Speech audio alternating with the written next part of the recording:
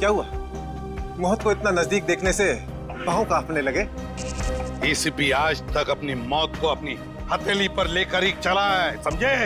मौत से कभी डरा नहीं है वो। इतनी बड़ी बड़ी बातें हैं, अब बातों का वक्त नहीं है, अब एक्शन का वक्त है। कूदो एसीपी, छलांग लगाओ। 1 मिनट, लेकिन तुम पर कैसे विश्वास कर सकता हूं कि मेरे कूदने के बाद तुम इन तीनों को छोड़ दोगे? तुम्हारे पास और कोई चारा भी नहीं। कूदो एसीपी।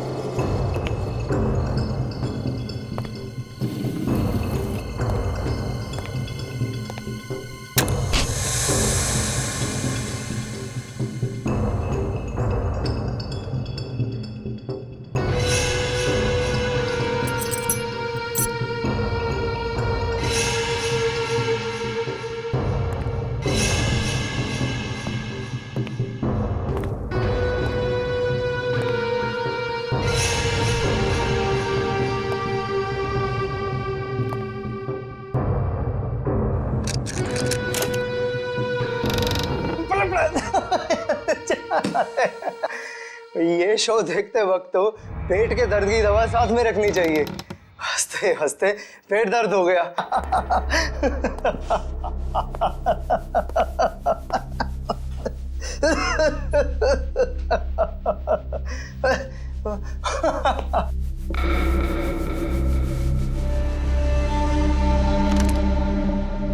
कौन है ये? प्रमोद कौन है ये? बहुत खुशकिस्मत हो तुम। मौत से कुछ पल पहले इतनी हंसी और इतनी खुशी हर किसी को नसीब नहीं होती। कौन हो तुम? अंदर कैसे आए? मौत को अंदर आने के लिए किसी न्योते की जरूरत नहीं पड़ती है।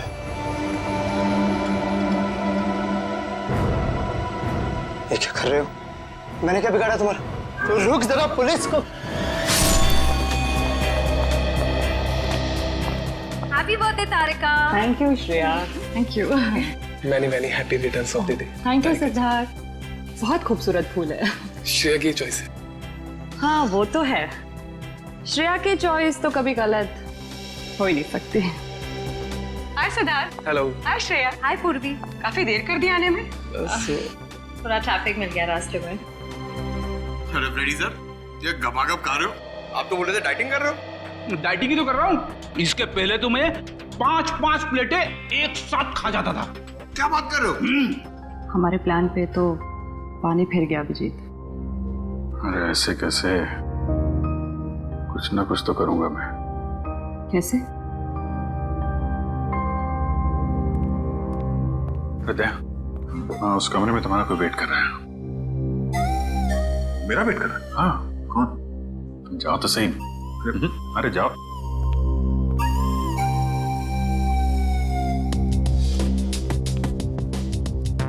है सिद्धार्थ, वो तुम्हें मेरी जासूसी नॉवेल्स की कलेक्शन देखनी थी ना? चलो दिखाती हूँ। चलो श्रेया। अरे कभी तो श्रेया को अकेले छोड़ो। ऐसी कोई बात नहीं है ना?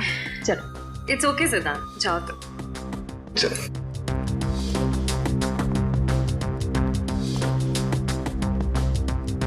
अरे श्रेया, तुम यहाँ? वहाँ कमरे में कोई तुम्हारा वेट कर रहा है। कौन? अरे जाओ देखो तो सही। अरे सर,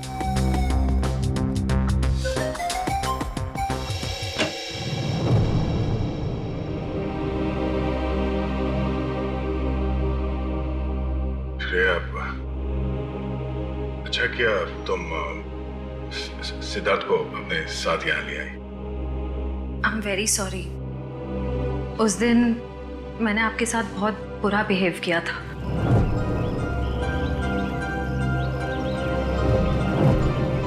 छोड़ो ना, मैं भूल गया हूँ, तुम भी भूल जाओ। काश भूल पाना इतना आसान होता। जिंदगी कितनी सिंपल हो जाती है।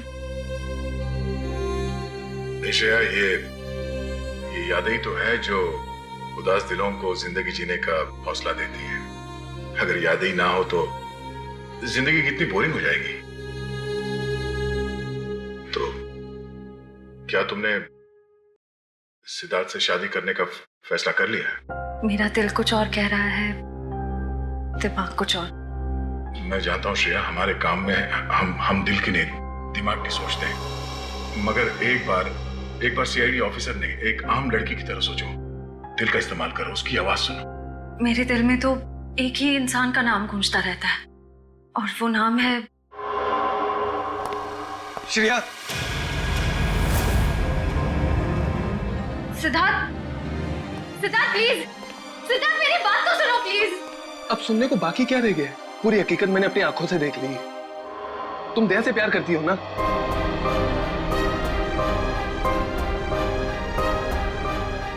सिद्धार्थ, मैं इस बारे में तुमसे बात करने वाली थी। की क्यों नहीं? सिद्धार्थ, काम इतना होता है, मौका ही नहीं मिला मुझे। मौका नहीं मिला? I just can't believe I heard that. Siddharth please मेरी बात तो सुनो। ये इतना आसान नहीं हो के अपने आपको मेरी जगह रखकर तो सोचो, फिर पता चलेगा मैं किस अग्नि परीक्षा से गुजर रही हूँ।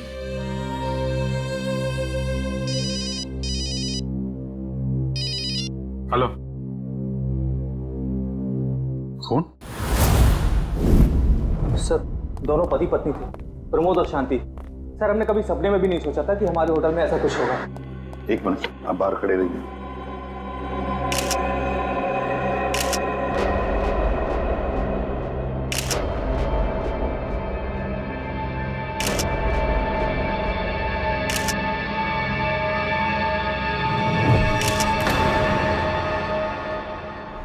माय गॉड, दोनों की लाशें ऐसी इस अवस्था में।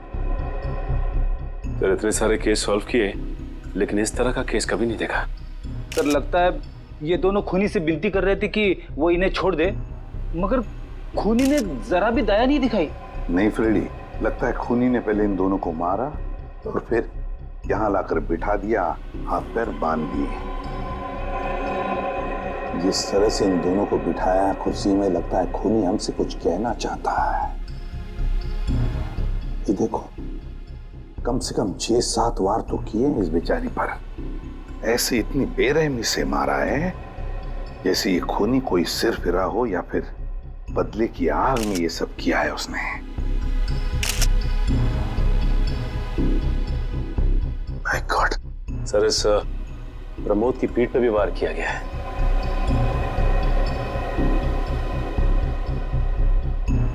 क्या हुआ? सर, इसकी सांसें चल रही है, जिंदा ही। प्रमोद जिंदा है? तुम्हें जल्दी से इसे हॉस्पिटल ले जाओ, इसका जिंदा रहना बहुत जरूरी है। संभाल के, चलो। आजा।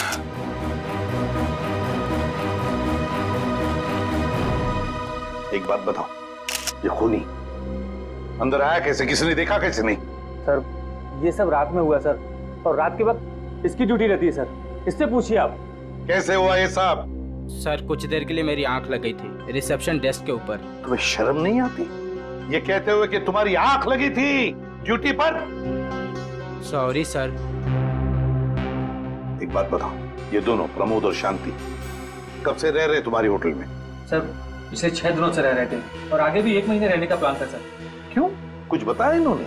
सर, प्रमोद जी की नई नौकरी लगी थी, नासिक से इस शहर में नए आए थे, उन्हें अपना घर नहीं मिला, इसीलिए होटल में रह रहे थे सर। ठीक है, जाओ। पंच, प्रमोद और शांति, इन दोनों की पूरी जानकारी चाहिए मुझे।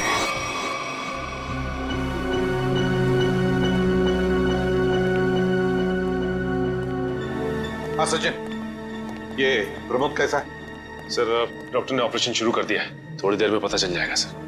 लगता है सचिन, ये खूनी शांति को ही मारने आया था, प्रमोद को नहीं। देखो ना, उसने प्रमोद पर सिर्फ एक ही वार किया और फिर देखा तक नहीं कि वो जिंदा है या मर गया।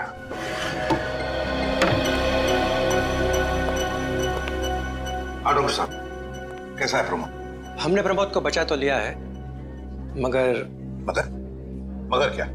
वो कोमा में चले गए हैं। कोमा में? लेकिन डॉक्टर साहब, प्रमोद को होश तो आ जाएगा ना? हम तो अपनी तरफ से पूरी कोशिश करेंगे, मगर कुछ कहा नहीं जा सकता।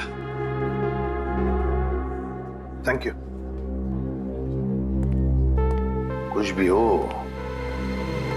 प्रमोद होश में आना ही चाहिए। खूनी को सिर्फ प्रमोद ने ही देखा है। डॉक्टर साहब, शांति की लाश से कुछ पता चला? दया, मौत की वजह तो तुम लोगों को क्राइम स्पॉट पे ही पता चल गई होगी। पेट पर चाकू के इतने सारे घाव हैं, उसी की वजह से मौत हो गई बेचारे की। हाँ, वो तो हमें पता चल गया था। उसके अलावा कुछ और? हाँ, एक खास बात। 2 महीने पहले इसका किडनी का ऑपरेशन हुआ था। ये देखो, इसमें एक फोटो है। किडनी का ऑपरेशन? वंश, पता करो शहर के किस हॉस्पिटल में शांति के किडनी का ऑपरेशन हुआ था। जैसे? और सर, वो क्राइम सीन पे जो खून मिला था वो शांति और प्रमोद का ही है। खूनी ने खून करने से पहले एक एक कदम फूंक फूंक कर रखा है। हाँ, काफी प्लानिंग की है खूनी ने इस जुर्म को अंजाम देने के लिए। उसे पता था कि ये प्रमोद ऑफिस से कितने बजे वापस आता है, और वो होटल के कमरे में पहुंच गया जब दोनों मौजूद थे। पर सर, अगर उसका मकसद शांति को ही मारना था तो वो तो प्रमोद के आने से पहले ही जुर्म को अंजाम देकर वहां से फरार हो सकता था। हाँ, ये बात तो है। मुझे लगता है खूनी ने प्रमोद के ऊपर सिर्फ एक ही बार वार किया, और वो इसलिए क्योंकि वो चाहता था कि वो कोमा में पहुंच जाए और जिंदा लाश बन जाए। सर, लगता है ये खूनी कोई एक्सपर्ट है जो अच्छी तरह से जानता था कि वार कहाँ पे करना है। सर, वो एक्सपर्ट नहीं, मुझे तो सरफिरा लगता है। वरना मारने के बाद इन्हें प्रार्थना की पोजीशन में क्यों बैठा था? कोई तो गहरा कारण है सबके पीछे जो इस खूनी के अतीत से जुड़ा हुआ है। क्या प्रमोद की बीवी का खून हो गया और प्रमोद कोमा में है? जी हाँ। खैर, अब ये बताइए कि पिछले कुछ दिनों से प्रमोद का स्वभाव कैसा था? क्या वो डरा डरा रहता था या कुछ और अजीब बात? नहीं, ऐसा तो कुछ नहीं था। पर हाँ सर, मैंने उनको काम में बहुत सारी गलतियां करते देखा। साफ साफ बताइए, प्रमोद किस तरह की गलतियां कर रहा था? बेसिक अकाउंटिंग की गलतियां। मुझे तो हैरानी हो रही थी कि इतने काबिल और इतने क्वालिफाइड इंसान ऐसे बच्चों वाली गलतियां कैसे कर सकता है कोई। वो तो अच्छा हुआ कि मैंने उनकी गलती देख ली, वरना पूरी अकाउंट शीट खराब हो जाती। सर, मुझे तो लगता है उन्हें काम आता ही नहीं था। ऐसा कैसे हो सकता है? वो जिस कंपनी से आए थे वो तो बहुत बड़ी कंपनी थी, और कोई भी बड़ी कंपनी किसी ऐसे आदमी को अपने यहाँ नौकरी पर क्यों रखेगी जिसे उसका काम ही नहीं आता हो? अब तो इस प्रमोद की सारी कुंडली निकालनी पड़ेगी। तो पति पत्नी प्रमोद और शांति एक नंबर के धोखेबाज थे। इनके सारे सर्टिफिकेट्स और डॉक्यूमेंट्स नकली हैं। स्कूल और कॉलेज हर जगह के। ऐसी क्या वजह हो सकती है जिस वजह से 420 करके ये उस फाइनेंस कंपनी में काम कर रहा था? ये उस प्रमोद को वहाँ काम करके क्या फायदा हो सकता है? इस सवाल का जवाब तो उसी वजह से जुड़ा है निखिल, जिसकी वजह से इस प्रमोद की हत्या की गई। पर वजह जो भी हो, उस वजह का पता तो सीआईडी निकाल ही लेगी। लेकिन सर, हो सकता है इन दोनों का नाम भी नकली हो सकता है। ऐसा भी हो सकता है कि ये दोनों असली प्रमोद और शांति हो ही ना, बल्कि कोई बहरूपिये हों जिन्होंने उन दोनों की जगह ले ली हो सकता है। एक सेकंड। हेलो, हाँ बोल रहा हूँ। हाँ, कौन सा hospital? Okay, thank you so much. क्या हुआ निखिल? हमारा अंदाजा सही निकला। 2 महीने पहले पुणे की मोती हॉस्पिटल में इस प्रमोद की पत्नी का एक ऑपरेशन हुआ था। वहाँ प्रमोद की पत्नी का नाम शांति नहीं बल्कि विनीता लिखा हुआ है। विनीता? मोती हॉस्पिटल, पुणे।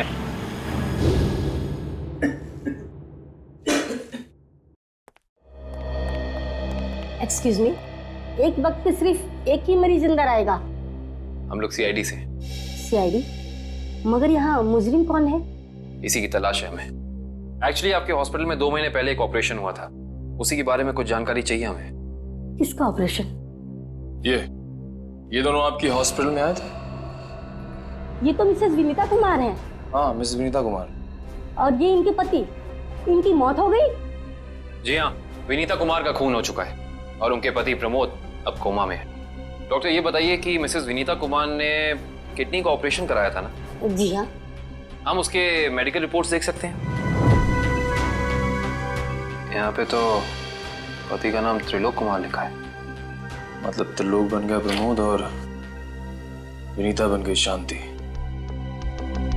इस पेपर में उनके घर का एड्रेस लिखा हुआ है। चल के पता करें, शायद कुछ पता चल जाए। नहीं निखिल, कोई फायदा नहीं होगा। इनकी पहचानों की तरह इनका एड्रेस भी नकली होगा, देखना। हाँ, हमने इन्हें ऑपरेशन के कुछ रिपोर्ट्स कोरियर की थी, मगर वो कोरियर वापस आ गए थे। डॉक्टर, ये बताइए कि इन्होंने ऑपरेशन का पेमेंट कैश में की थी या चेक से या किसी कार्ड से? इंश्योरेंस के जरिए। इंश्योरेंस? उस इंश्योरेंस कंपनी के कोई कागजात, कोई डॉक्यूमेंट्स हैं आपके पास? हाँ, इसी फाइल में होंगे। गुड।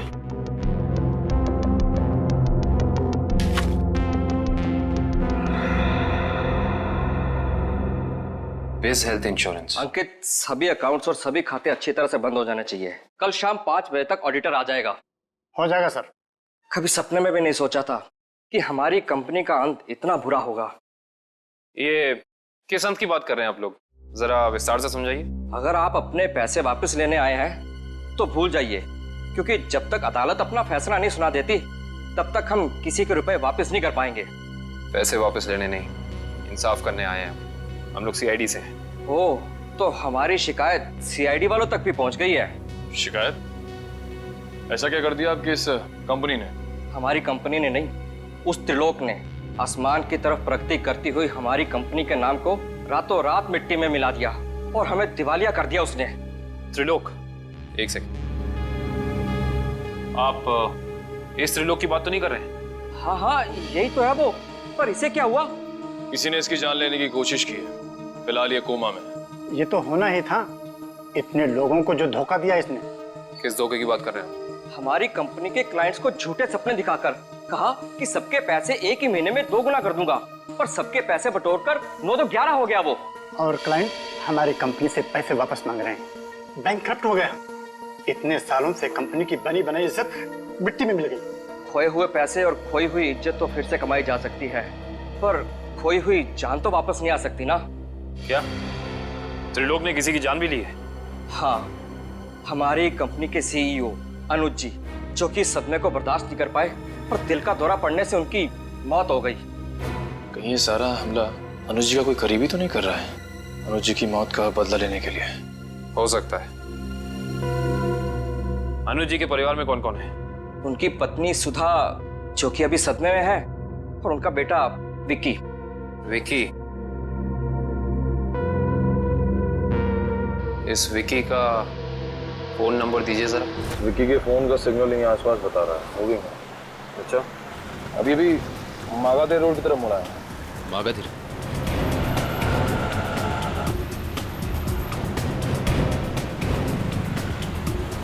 देखो सिग्नल में कुछ पता चला? एक मिनट। क्या हुआ? इस विक्की के फोन का सिग्नल यहीं आसपास बता रहा है। कहीं विक्की इस बाइक पे तो नहीं? हाँ सर, हो सकता है ये विक्की। चेक करते हैं।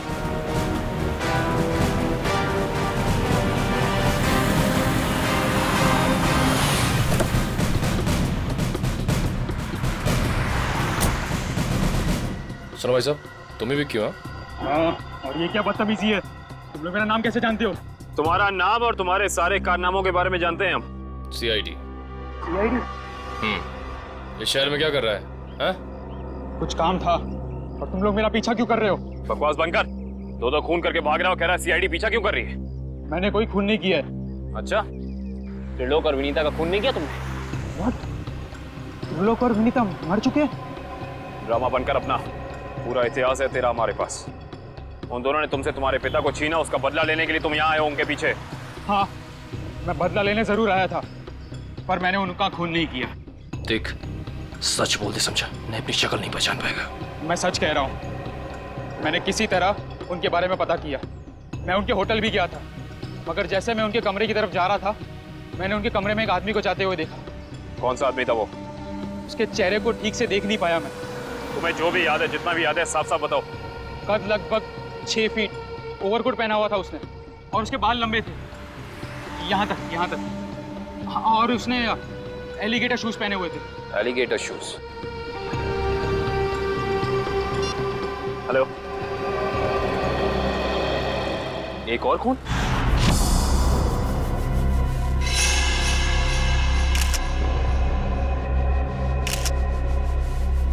लाश ऐसे अजीब ढंग से क्यों बैठा है?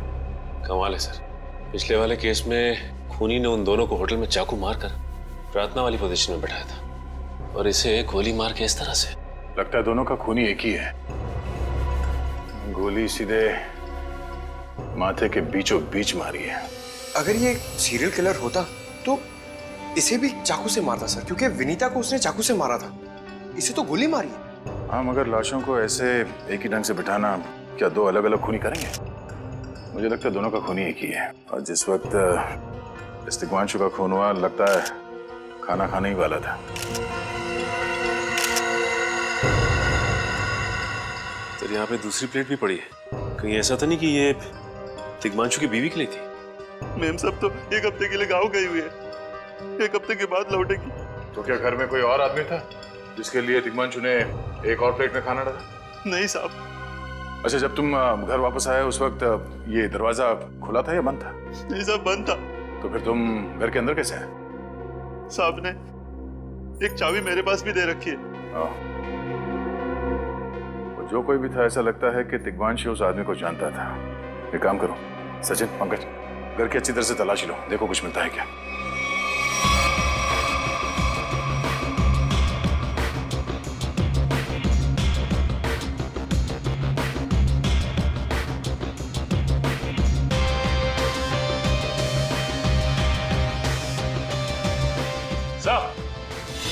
हाँ सचिन, हाँ सचिन, ये देखिए सर, यहाँ से शीशा निकाला गया है, चिटकनी खोली गई है और यहाँ से बाहर जाने का रास्ता भी है। मतलब कोई अंदर यहाँ इस खिड़की से आया था? सर, लेकिन इस घर में तो सेफ्टी अलार्म भी है सर। अगर यहाँ से कोई अंदर आया है तो सेफ्टी अलार्म बजना चाहिए था और सिक्योरिटी गार्ड को भी अंदर आना चाहिए था। अब इसका जवाब तो सिक्योरिटी गार्ड ही देगा।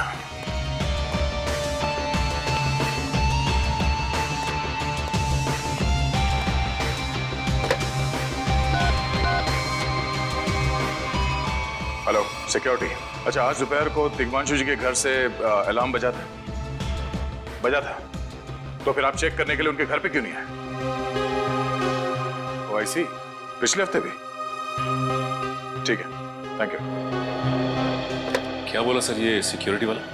सिक्योरिटी का कहना है कि अलार्म बजा था और उन लोगों ने घर में फोन भी किया, तो तिग्मांशु जी ने कहा कि गलती से अलार्म बज गया, इसलिए वो लोग ऊपर नहीं आए। सर, हो सकता है तिग्मांशु ने मजबूरी में कहा, खूनी ने उसके सर पे गन तान दी हो। कुछ कह नहीं सकते।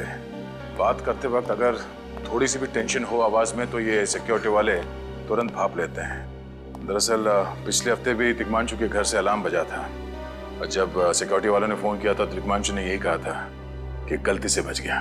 सर, ये खूनी काफी चालाक लगता है, खेल खेल रहा है। देखते हैं, जरा देखो इस घर में कुछ और मिलता है क्या। खूनी ने कोई ना कोई सुराग जरूर छोड़ा होगा, चेक करो।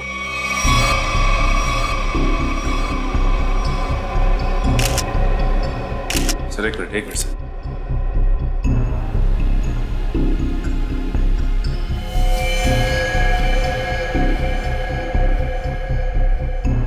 ये देखिए सर, खून। ये खून यहाँ कैसे? कहीं खूनी का तो नहीं है खून? ये तो डॉक्टर सालों के ही बताएंगे। वो खून किसका है ये अभी पता चल जाएगा। तारिक आती होगी रिपोर्ट लेकर के। डॉक्टर साहब, इस तिग्मांशु के बारे में कुछ और पता चला? हाँ। वो कैसे? इसे गोली मारने से पहले बेहोश किया गया था। क्या? इसे बेहोश किया था? इसके खून में मुझे एक खास किस्म की दवाई के अंश मिले हैं जो अक्सर इंसान को बेहोश करने के लिए दी जाती है, और वो दवाई इसे इंजेक्शन के जरिए दी गई थी। ये देखो। सर, बहुत ही अजीब बात है। अगर खूनी इसे मारना चाहता था तो सीधा गोली मारकर इसका काम तमाम कर सकता था। फिर ये जहर की दवाई क्यों दी होगी? और सर एक और बात पता चली, तिग्मांशु जिस हालात में हमें मरा हुआ मिला था वो एंशिएंट कल्चर के हिसाब से प्रार्थना करने की पोजीशन, खाना खाने से पहले। तो फिर तो शांति और तिग्मांशु दोनों का खूनी एक ही आदमी है। ये खूनी के लिए ये हत्याएं जुर्म नहीं, एक जश्न है। इसीलिए उसने टेबल पे ये प्लेटें सजाई, उसमें खाना रखा, एक अपने लिए और एक तिग्मांशु के लिए। और सर, तिग्मांशु को प्रार्थना की पोजीशन में बैठा के उसने गोली मार दी। सर, मैंने कहा था ना, ये खूनी एकदम सरफिरा है सर। हाँ सर, लगता है ये खूनी अपने आप को बहुत शक्तिशाली महसूस करता है। जिस वक्त इन सबकी गर्दनें झुकी होती हैं उसके सामने, उसे आनंद आता है। नहीं सचिन, खूनी का मकसद लोगों को अपने सामने झुकाना नहीं, बल्कि अपने लिए प्रार्थना करवाना था। क्या मतलब? ये रही उस खून की रिपोर्ट। ये खून ना ही तिग्मांशु का है और ना ही उसके घर वालों का। ये खून उस खूनी का ही है। खूनी का? मगर वहां तो हाथापाई के कोई निशान नहीं मिले और उस जगह को देख के ऐसे लगा भी नहीं कि तिग्मांशु ने सेल्फ डिफेंस में खूनी के ऊपर हमला किया होगा। वो इसलिए दया क्योंकि ये खून खूनी ने अपने मुंह से थूका था। हमें इसके खून में से इसके सलाइवा के कुछ अंश भी मिले। उसकी तबीयत खराब है क्या? हाँ, वो बीमार है। उसके खून में एथिमोलाइसिन नाम की दवाई का अंश मिले हैं और उसका कीमोथेरेपी हुआ था। इसका मतलब उसे कैंसर है, ब्रेन का कैंसर, लास्ट स्टेज का ब्रेन कैंसर। इसीलिए वो लोगों से अपने लिए प्रार्थना करवा रहा है ताकि उसकी बीमारी ठीक हो जाए। हमारे क्रिमिनल डेटाबेस में चेक करो, पता करो ये कोई पुराना पापी तो नहीं है। नहीं सर, उस खूनी का हमारे क्रिमिनल डेटाबेस में कोई रिकॉर्ड नहीं है। कोई इतिहास नहीं है? नहीं सर। सर, तिग्मांशु की पूरी कुंडली निकाल के लाओ सर। प्रमोद की तरह इसकी पहचान भी नकली है। What? हाँ सर, ये देखिए, उसका असली नाम राकेश है और जिस तरह प्रमोद को चासू बीसी की आदत थी, ठीक उसी तरह राकेश भी भूली भाली लड़कियों को फंसाता था शादी के झांसे में। कई लड़कियों ने आत्महत्या की है इस तिग्मांशु और राकेश के चक्कर में। हाँ सर, शादी के बाद उनके पैसे लेके ये गायब हो जाता। सर, इसका मतलब खूनी ने 2 ऐसे लोगों को मारा जो पहले से मुजरिम थे। शायद उसने सोचा होगा कि मरने से पहले कुछ अच्छे कर्म कर लूं। नहीं श्रेया, जरूर कोई रिश्ता रहा होगा उसका इन दोनों अपराधियों के साथ। पता करो इन दोनों अपराधियों का केस किस पुलिस स्टेशन में फाइल किया गया था? सर, ब्रेन कैंसर के जितने भी पेशेंट्स हैं शहर में, उन सबकी लिस्ट मिल गई है सर। कुल मिला के ऐसे 50 पेशेंट्स हैं, जिसमें से 10 पेशेंट्स ऐसे हैं जो कैंसर की लास्ट स्टेज पे हैं। उनमें से 4 औरतें हैं, बचे 6। हाँ सर, और इन 6 में से 4 ऐसे हैं जो 70 साल से ऊपर के बुजुर्ग हैं। अब बचे 2, ये उदय और भानु। तुम इन दोनों से मिले? हाँ सर, ये उदय 6 महीने से हॉस्पिटल में है। और भानु? भानु सर 1 महीने से हैदराबाद में। ये कैसे हो सकता है सचिन? अगर वो मुजरिम इसी शहर में है तो कहीं ना उसका इलाज चल रहा होगा ना कहीं से वो दवाई खरीदता होगा। वांची सर, इस शहर में जितने भी केमिस्ट है जहाँ पे ब्रेन कैंसर की दवाइयाँ बेची जाती है, उन सब की लिस्ट चाहिए मुझे। सब पता चल गया। त्रिलोक और राकेश दोनों के खिलाफ एक ही थाने में केसेस दर्ज किए गए थे, जगतपुरी थाने। इस केस का पूरा इतिहास जगतपुरी थाने से ही पता चलेगा। एक्सक्यूज मी, यस, आपकी दुकान पे ब्रेन कैंसर की दवाइयाँ बेची जाती हैं? जी हाँ, हमारी दुकान उन चुनिंदा दुकानों में से है जहाँ ये दवाई आपको मिलेगी। वैसे ये दवाइयाँ बहुत कम लोग खरीदते होंगे नहीं? जी, बहुत महंगी है एक्चुअली। अच्छा, जो लोग ये दवाइयाँ खरीदते हैं उनकी लिस्ट मिल सकती है हमें?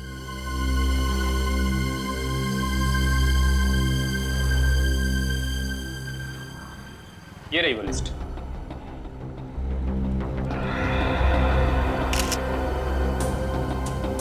तपन, उदय और नितिन, ये तीनों लोग तो उस मरीज की लिस्ट में थे।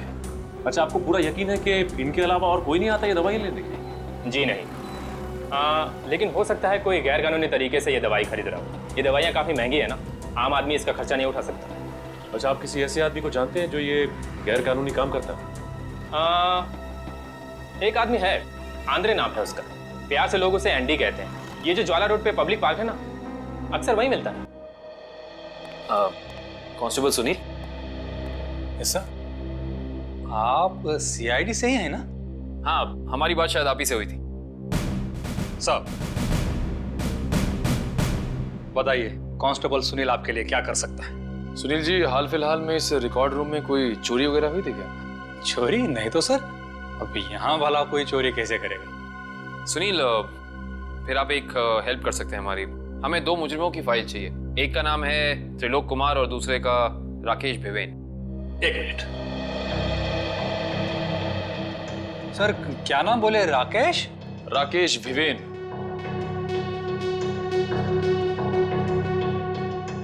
कमाल है, इसकी फाइल तो है नहीं यहाँ। अच्छा, वो दूसरा नाम क्या बोले? त्रिलोक? त्रिलोक कुमार। इसकी भी नहीं है? दोनों की फाइल्स नहीं। हाँ सर, लेकिन यहाँ पर चोरी की तो कोई घटना नहीं घटी। पता नहीं फाइलें गायब कैसे हो गई। सुनील, यहाँ याद करने की कोशिश करो, हाल ही में कोई दुर्घटना घटी थी क्या? पिछले महीने ऑफिस एरिया में आग लग गई थी, तो अच्छा हुआ फायर ब्रिगेड वाले जल्दी आ गए और हमारे रिकॉर्ड्स नष्ट नहीं हुए। जरूर ये आग भी जानबूझकर लगाई गई थी। आग लगने की वजह क्या थी? वो बताया गया कि मेन स्विच बोर्ड के अंदर शॉर्ट सर्किट हुआ था कोई इलेक्ट्रिशियन भी आया था काम करने के लिए। जरूर वहीं छेड़छाड़ की गई है। उस इलेक्ट्रिशियन का कोई आता, कोई पता, कोई कांटेक्ट है? दूसरे कांस्टेबल के पास था, लेकिन वो तो रिटायर होके गांव चले गए। हाँ, कोई बात नहीं। सुनिए, एक काम करिए, आप चेक करके बताइए कि और किन किन मुजरिमों की फाइल्स यहाँ से गायब हुई हैं। पता तो चले आखिर अगला शिकार है कौन इस अनोखे खूनी का। ये ले पैसे। अरे ये दवाइयाँ तो असली है ना। अरे अंकल जी, ये जो शक की बीमारी है ना, कैंसर से भी ज्यादा खतरनाक है। अगर आपको यकीन नहीं है कि ये दवाई असली है या नहीं, तो खुद जाकर दुकान से क्यों नहीं खरीद लेते? अरे तुम तो बुरा मान गए, मैं तो बस ऐसे ही पूछ रहा था, मेरा मतलब वो नहीं। जानते हो, इस तरह से दवाइयाँ बेचना और खरीदना दोनों गैर कानूनी है। बाकी तुम्हारा कोई फायदा नहीं है। मैंने सुना था कि सीआईडी बड़े-बड़े केस हैंडल करता है।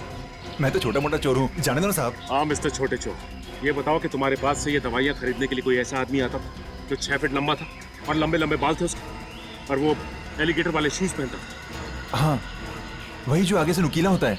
हाँ, आया था चिराग। आप लोग चिराग को ढूंढ रहे हो? हाँ। कहाँ मिलेगा ये चिराग? चिराग? लगता है चिराग घर पर नहीं है। कमरे अच्छी तरह से चेक करो, देखो कुछ मिलता है क्या। पंकज, कंप्यूटर चेक करो।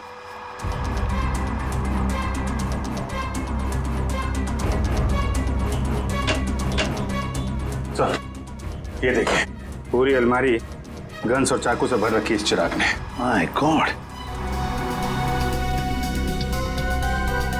सर, हाँ, अंदर के कमरे में से ये खून से भरे हुए कपड़े मिले।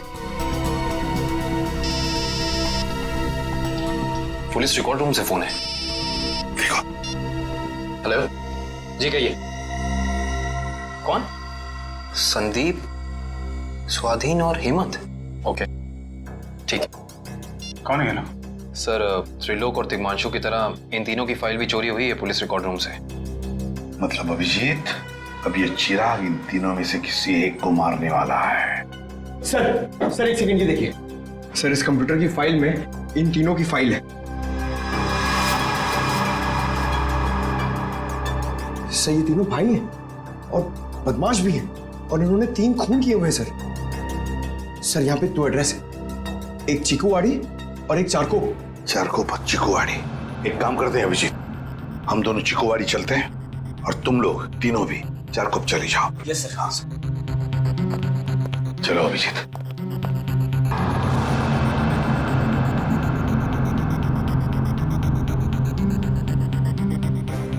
क्या हुआ सर? अभिजीत, ये पेन, ये मेरा पेन है अभिजीत। आपका पेन? यहाँ पे कैसे सर? ये पेन मैंने जग्गा को दिया था, जग्गा को। जग्गा सर, वो आपका खबरी? हाँ अभिजीत, मेरा खबरी। मगर जग्गा तो मर चुका है सर। हाँ अभिजीत, तो मर चुका है, लेकिन जिस खून में तलाशी करने में मदद की थी जग्गा ने हमारी, उस वक्त वो खून भी इसी तरह हो रहे जैसे आज हो रहे हैं। खून करने के बाद लोगों को प्रार्थना की पोजीशन में रखा जाता है। चलते हैं सर। नहीं अभिजीत, क्योंकि अभिजीत जिस तरह से वो खून किए जा रहा है, लगता है मुझे संदेशा भेज रहा है, मुझे मिलना चाहता है अकेले में।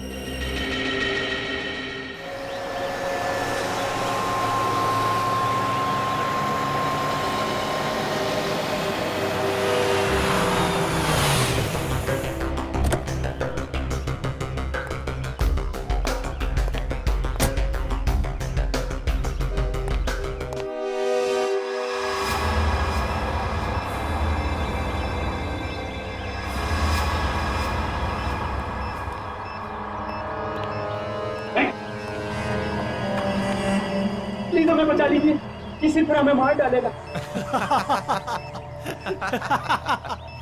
घबराओ मत, मैं इसे भी प्रद्युम्न हूं, कुछ नहीं होने दूंगा तुम्हें। इनकी बातों को ज्यादा सीरियसली मत लेना, इन्हें तो झूठे वादे करने की आदत है, और इतनी बड़ी बड़ी बातें करने से पहले एसीपी जरा मेरा इंतजाम तो देख लो। बस रिमोट के इस बटन को दबाना है और ये तीनों हमेशा के लिए बूम, धरती से गायब। क्यों कर रहे हो तुम ये? क्या गलत कर रहा हूँ? हाँ बोलो। पर ये तीनों तो वैसे भी कानून से भागे हुए अपराधी है ना, तो इन्हें मारकर क्या गलत कर रहा हूँ मैं? इन्हें सजा देने का हक तुम्हारा नहीं, सिर्फ कानून का हक ही है। बस यही तो प्रॉब्लम है, जब तक तुम कानून में हो कुछ नहीं हो सकता। क्या क्या चाहते हो तुम मुझसे? पहले अपनी एक गन मुझे दो। एसीपी, मुझे अपनी गन दो, वरना मैं ये रिमोट दबा दूंगा। एसीपी, मैं 3 तक गिनूंगा। 1 2 3। नहीं,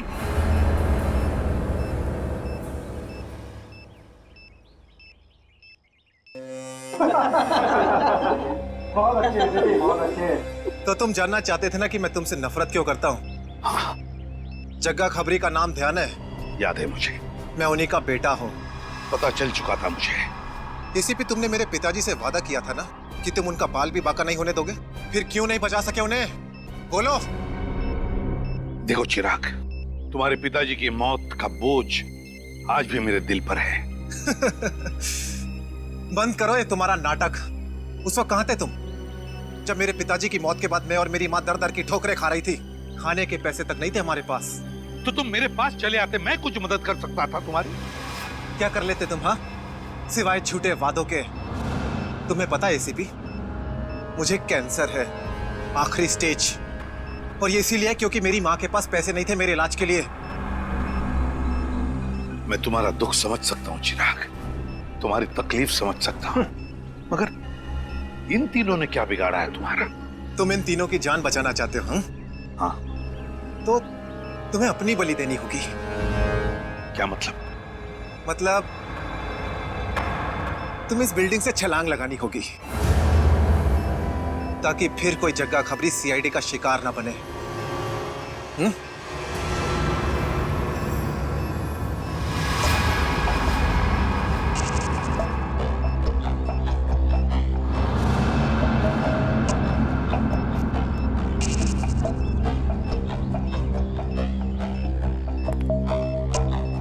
ठीक है, मंजूर है।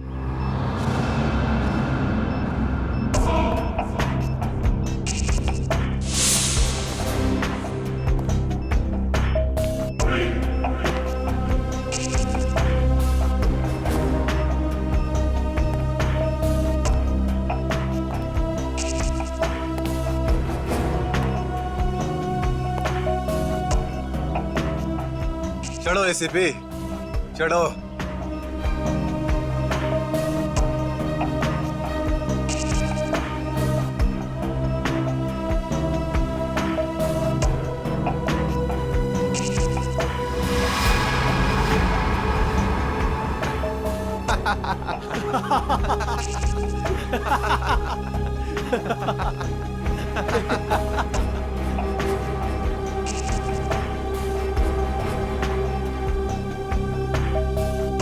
ऊपर जाकर मेरे पिताजी से माफी जरूर मांग लेना।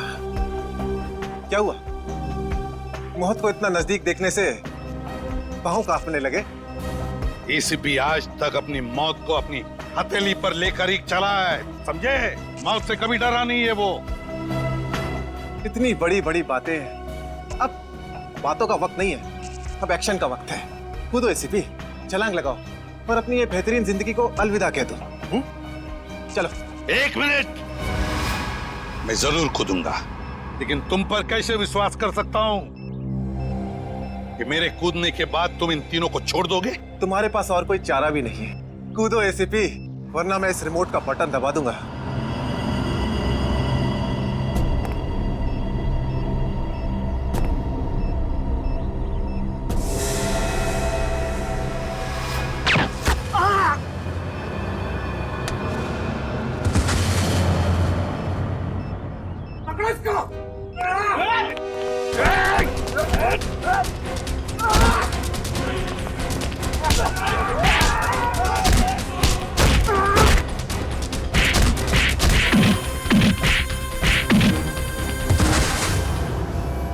बस मिस्टर चिराग, बहुत चला लिया न्याय की अदालत। सीआईडी का काम सीआईडी को सौंप दो। फ्रेडी, पंकज, उन तीनों के शरीर से बॉम्ब हटा दो, संभाल के। और तुम मेरे दोस्त, मेरा खबरी जग्गा के बेटे लगते ही नहीं, उस बेचारे ने तो अपनी जान कुर्बान की हमारी मदद करने में, कानून की मदद करने में। मगर तुम, लानत है तुम पर, जैसे घटिया काम करने निकले थे। 2 खून किए तुमने। तुम्हें तो शायद फांसी ही होगी, फांसी।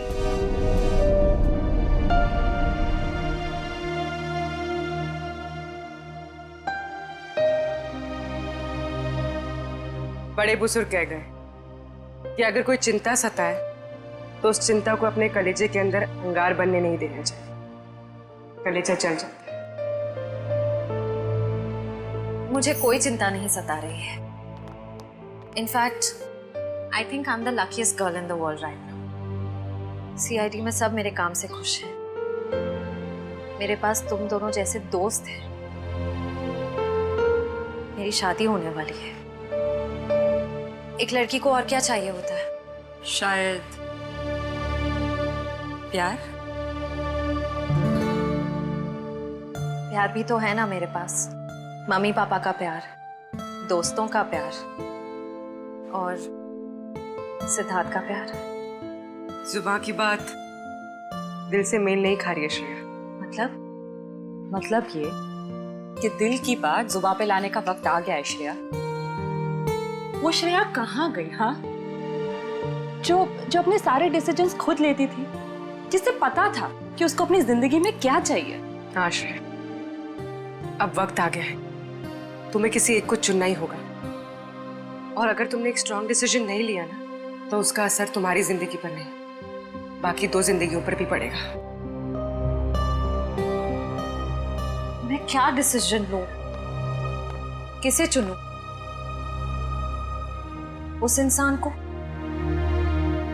जिसे मैं बहुत प्यार करती हूं, पर उन्होंने कभी अपने प्यार का इजहार नहीं किया, या शायद वो मुझसे प्यार करते ही नहीं, या फिर उस इंसान को जो मुझसे बहुत प्यार करता है, मुझे पलकों पर बैठा कर रखता है। मगर यहाँ पे इम्पोर्टेंट सवाल ये है कि तुम किससे प्यार करती हो? नहीं तारिका, यहाँ ये बात इम्पोर्टेंट है कि अब मैं पीछे नहीं हट सकती। मेरे किसी भी डिसीजन से ना सिर्फ सिद्धार्थ को, बल्कि उसकी और मेरी फैमिली को बहुत दुख होगा। बच्चों जैसी बातें मत करो श्रेया। हर माँ बाप चाहते हैं कि उनके बच्चे को जिंदगी की हर खुशी मिले। तुम सिद्धार्थ के साथ खुश नहीं रह पाई तो क्या अंकल आंटी खुश रह पाएंगे? और अगर तुम खुश नहीं रही तो क्या सिद्धार्थ खुश रह पाएगा? तुम्हारा एक कदम श्रेया बहुत सारी जिंदगियों को अफेक्ट करेगा। तुम बस दिल से काम लो। देखो, दिल हमेशा सही रास्ता दिखाता है। ठीक है, अब से मैं अपने दिल की बात सुनूंगी। अगर मैं किसी भी कदम पर कमजोर पड़ जाऊं तो तुम दोनों को मुझे सही रास्ता दिखाना होगा। हाँ, लेकिन एक शर्त पे। कैसी शर्त? तुझे आइसक्रीम खिलानी पड़ेगी।